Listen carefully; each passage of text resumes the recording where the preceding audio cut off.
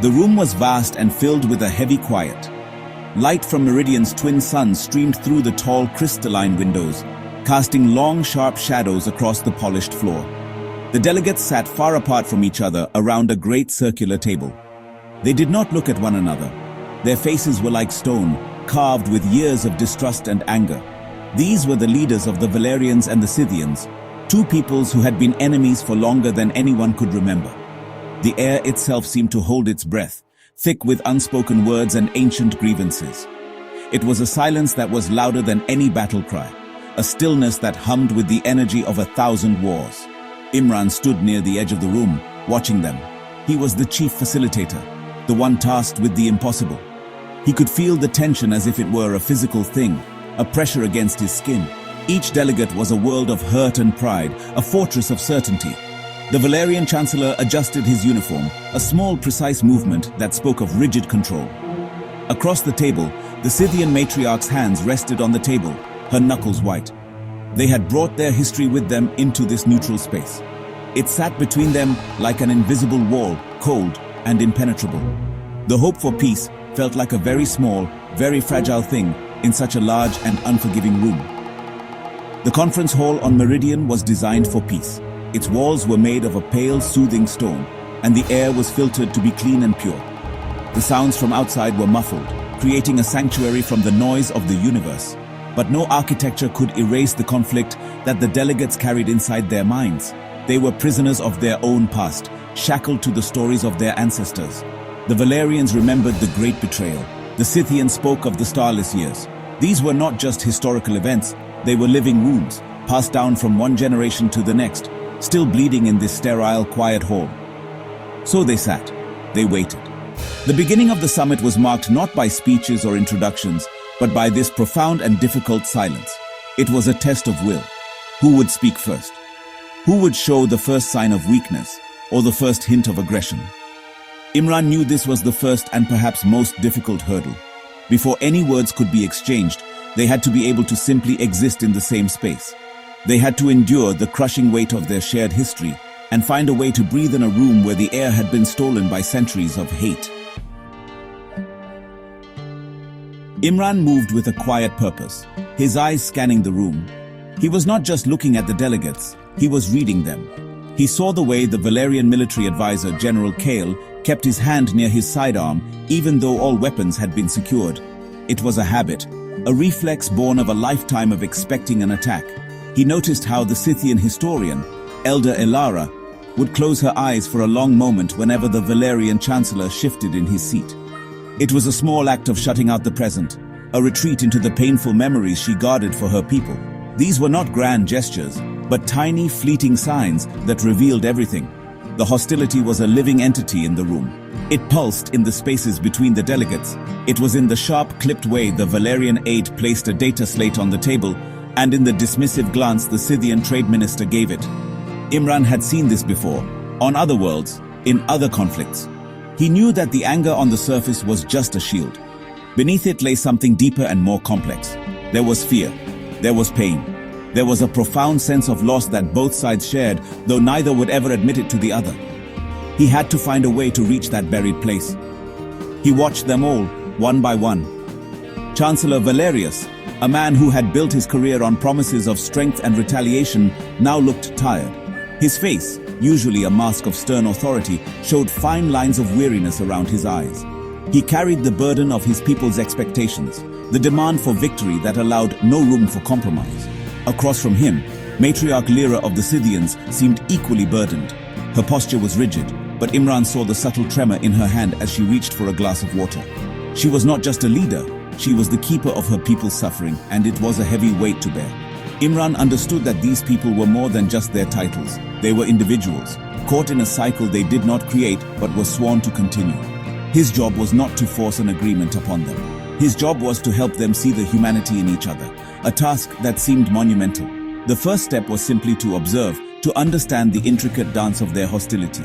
He had to map the currents of their resentment and fear before he could ever hope to help them navigate toward a calmer shore. He continued his silent watch, gathering the small, important truths that would be his only tools.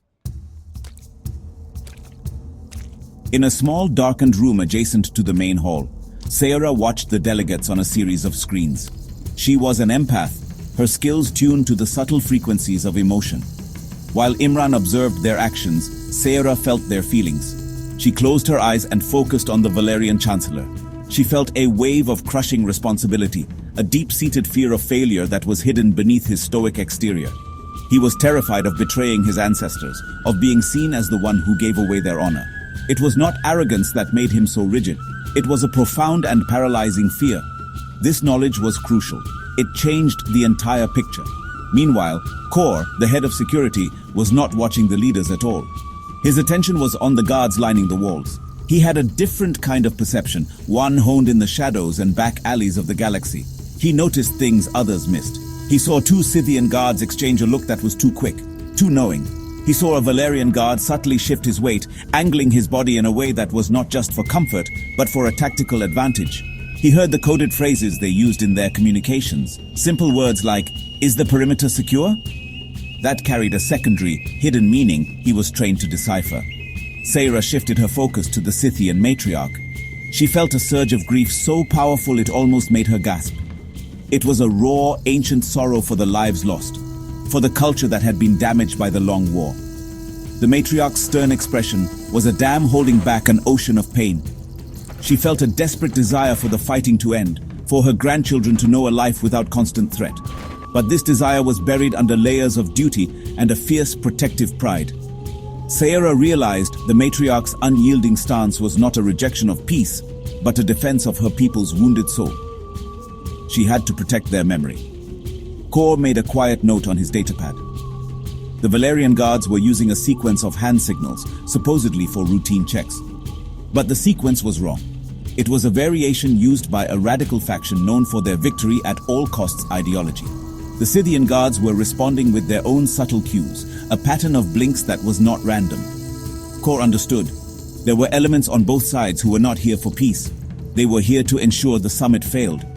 While Sayara mapped the emotional landscape of the leaders, Kor was mapping a different kind of danger, a conspiracy hiding in plain sight. The second day began with a new and chilling development. During the night, a message had been left. It was not delivered to any one person, but displayed for a brief moment on every screen in the complex before vanishing. The message was anonymous and simple. There is no peace, only betrayal. The blood of the fallen will not be forgotten. The words hung in the air of the conference hall, colder and sharper than any weapon. The fragile atmosphere of the summit, already strained, now felt as if it could shatter at any moment. The delegates returned to the table with a new layer of suspicion hardening their faces. The threat changed everything. Before, the enemy was clear. The Valerians sat on one side, the Scythians on the other. Now, the enemy was faceless and unknown.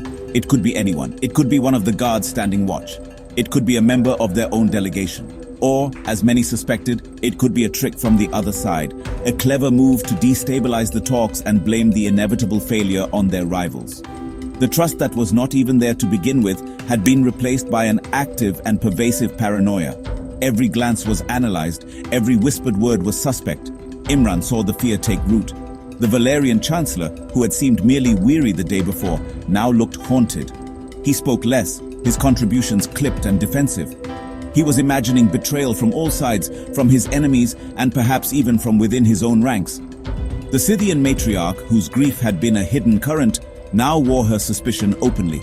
She questioned every proposal, no matter how small, searching for a hidden trap or a secret advantage for the other side. The anonymous threat had succeeded in its goal.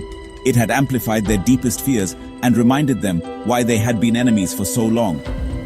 The mood in the hall grew dark and heavy. The light from Meridian's sun seemed less bright, the shadows deeper and more menacing.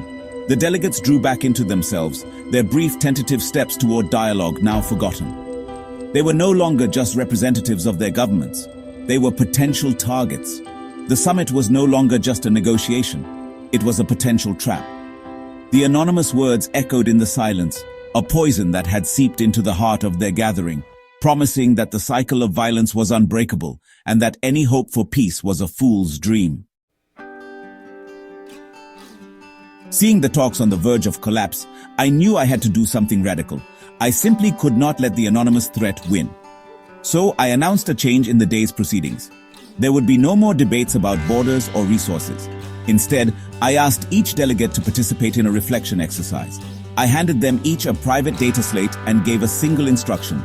Write down the future you truly wish for, not for your nation, but for your grandchildren's grandchildren. Forget politics. Forget history. What is your deepest hope? Then, I left them in silence, giving everyone time to look past the conflict and into their own hearts. At first, there was resistance. The delegates looked at their slates with suspicion. This felt like a trick, some kind of strange game. General Kale stared at his screen as if it were an enemy soldier, but the quiet persisted. The prompt was personal, intimate. It bypassed the politician and spoke directly to the person. Slowly, hesitantly, they began to write. The only sound in the room was the clicking of styluses on screens. They wrote of children playing in fields without fear, of stars that were for wishing on, not for fighting over. They wrote of a quiet life, of shared knowledge, of a legacy not of war, but of peace. Then I asked for volunteers to share what they had written. The silence returned, thick with apprehension. No one wanted to be the first to show such vulnerability. Then, to everyone's surprise, Elder Elara, the Scythian historian, stood up. Her voice trembled as she spoke. She did not read from her slate. Instead, she spoke of a recurring dream she had. In the dream, she saw a Valerian child and a Scythian child building a tower of blocks together.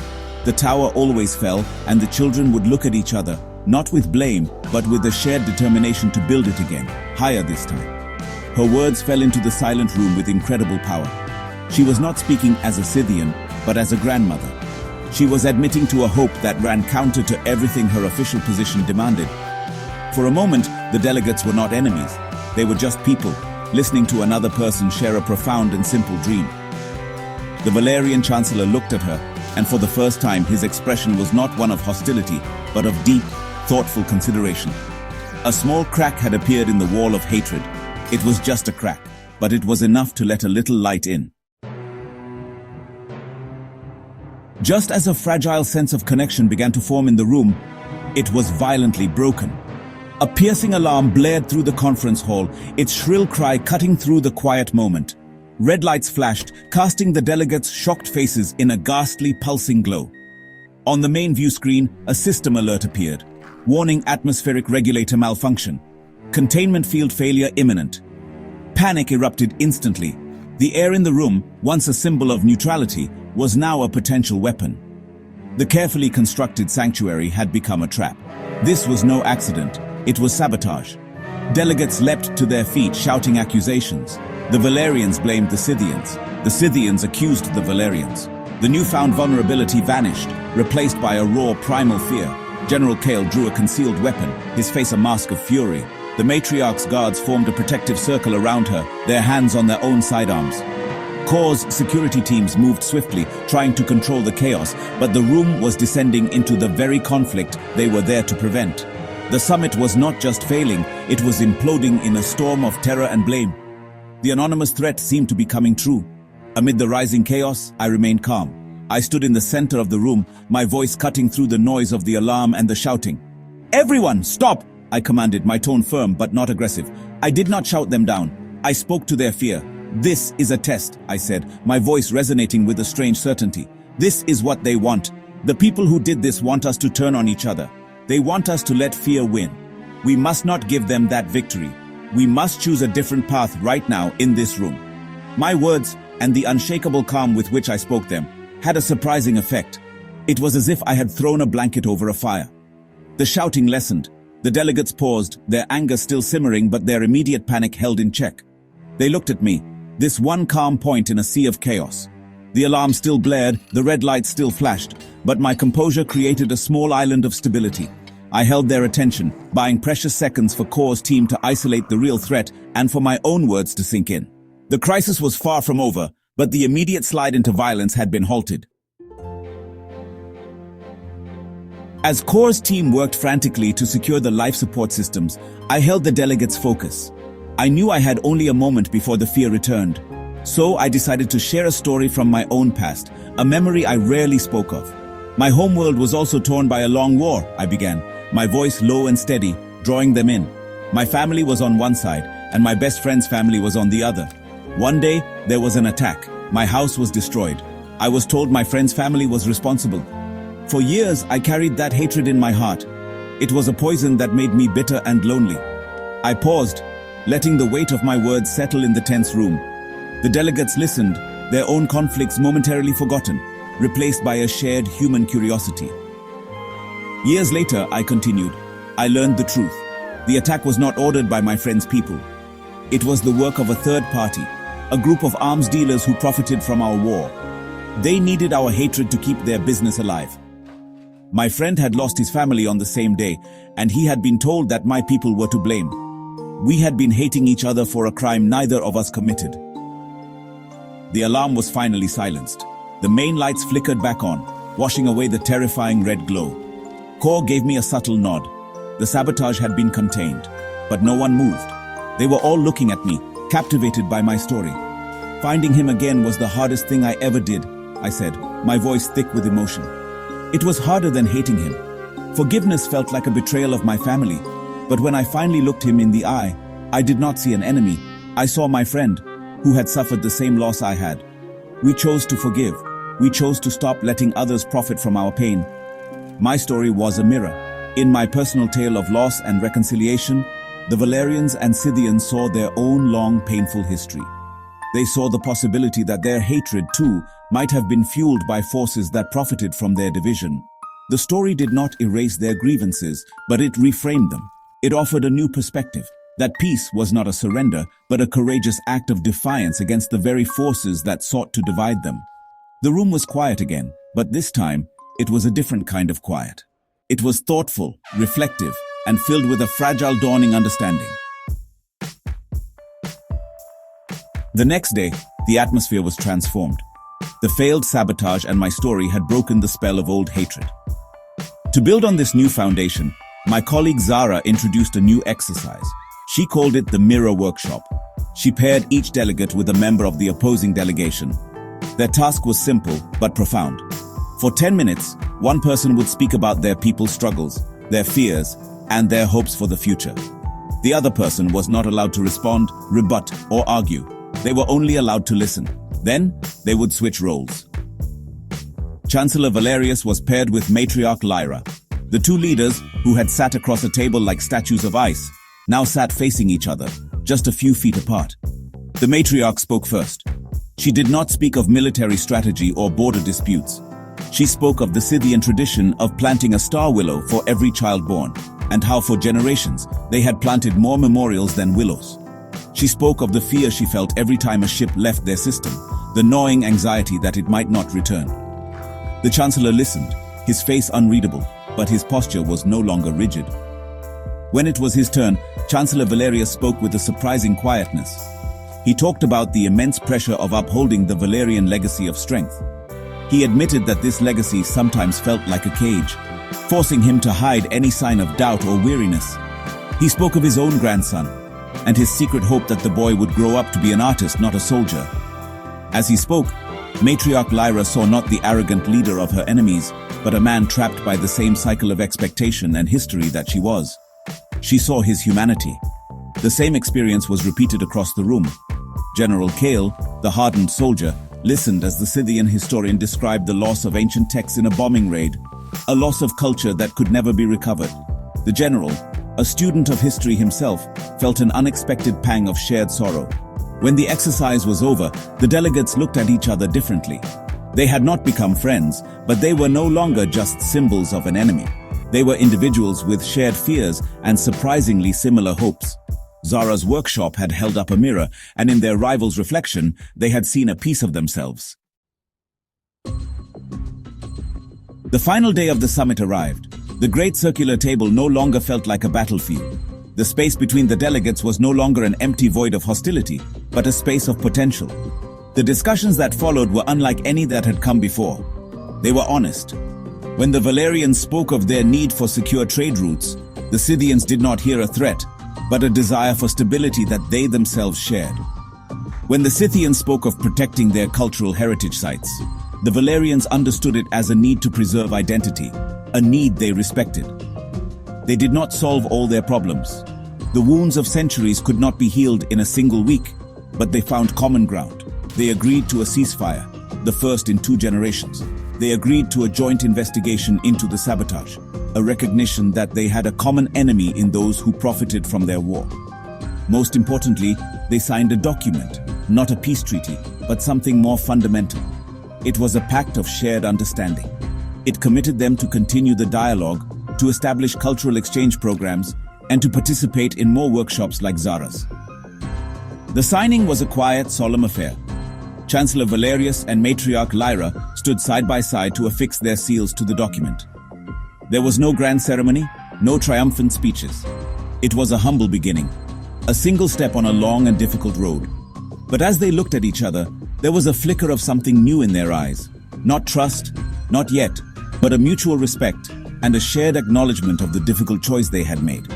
They had chosen to believe that a different future was possible, even if they could not yet see it clearly. As the delegates prepared to leave Meridian, a sense of fragile hope filled the air. They had arrived as enemies, locked in a history they could not escape. They were leaving as reluctant partners, bound by a new story they had begun to write together. The summit at the edge of their known galaxy had been a gamble, a desperate bet on the power of empathy and dialogue. It had not delivered a final peace, but it had achieved something perhaps more important. It had shown 2 ancient enemies that they could learn to see the humanity in each other, and in doing so, they had taken the first crucial step out of the long night and toward the dawn.